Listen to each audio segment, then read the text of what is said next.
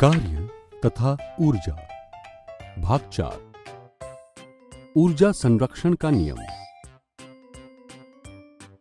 पिछले वीडियो में हमने स्थितिज ऊर्जा के बारे में जाना। इस वीडियो में हम ऊर्जा संरक्षण के नियम यानी law of conservation of energy के बारे में जानेंगे।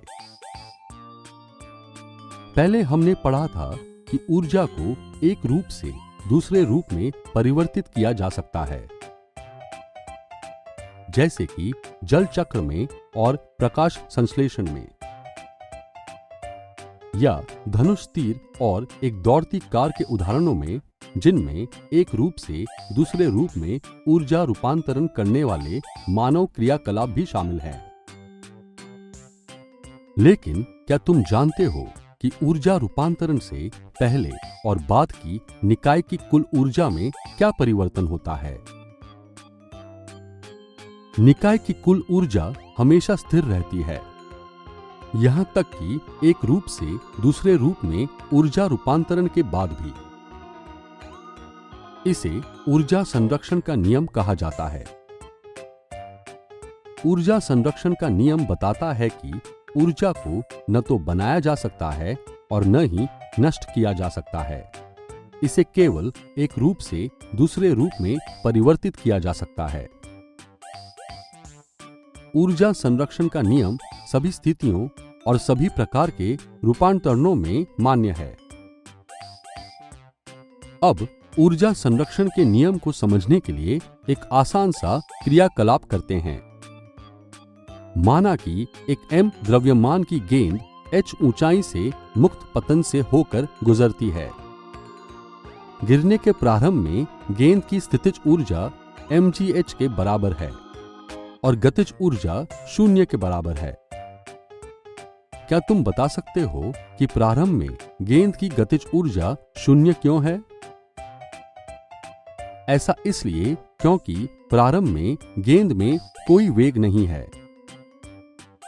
अर्थात गेंद की कुल ऊर्जा mgh है। क्योंकि गेंद गिरना शुरू कर देती है, इसलिए गेंद की स्थितिज ऊर्जा गतिज ऊर्जा में परिवर्तित हो जाती है। यदि किसी दिए हुए क्षण पर गेंद का वेग v है, तो इसकी गतिज ऊर्जा ½ mv² होगी। जब गेंद गिरना जारी रखती है तो लगातार स्थितिज ऊर्जा घटती रहती है और गतिज ऊर्जा बढ़ती रहती है। किसी वस्तु की स्थितिज ऊर्जा और गतिज ऊर्जा का योग सभी बिंदुओं पर स्थिर होता है। स्थितिज ऊर्जा प्लस गतिज ऊर्जा बराबर कांस्टेंट, mgh प्लस ½ mv² बराबर कांस्टेंट।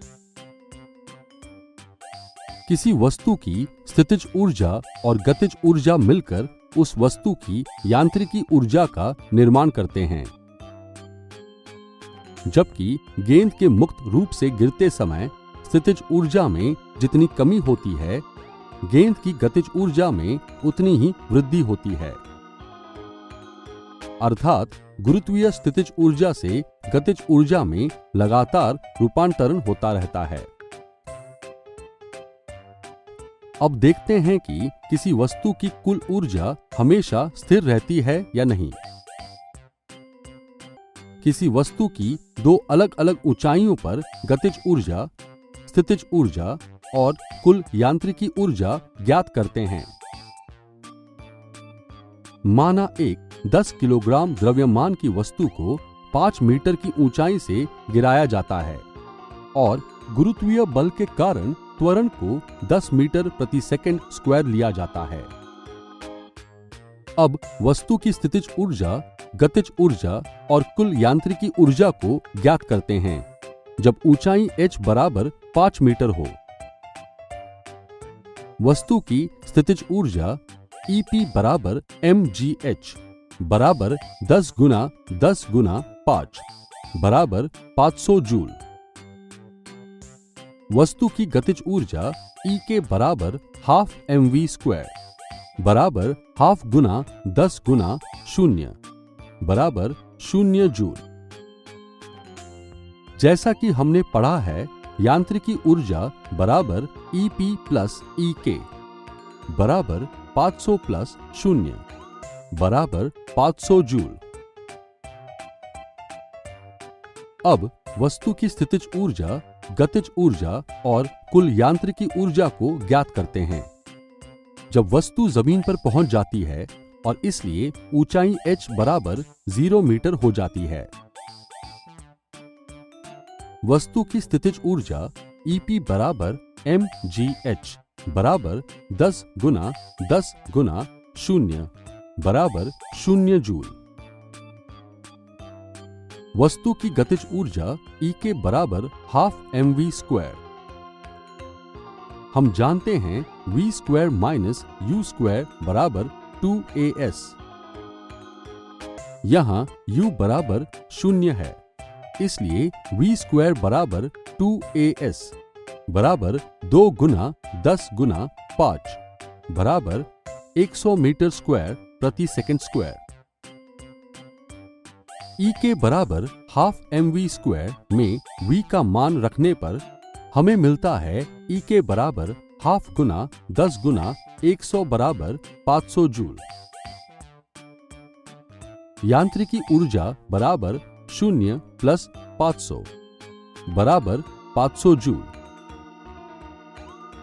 अब दोनों ऊंचाइयों पर कुल ऊर्जाओं की तुलना करने पर हम देखते हैं कि कुल ऊर्जा समान रहती है। ये दर्शाता है कि गतिज ऊर्जा और स्थितिज ऊर्जा का योग हमेशा स्थिर रहता है। क्या तुम दूसरी ऊंचाइयों पर ये योग ज्ञात कर सकते हो और तालिका में भर सकते हो, जिससे हम देख सकते हैं कि कुल यांत्रिकी ऊर्जा हमेशा स्थिर रहती है।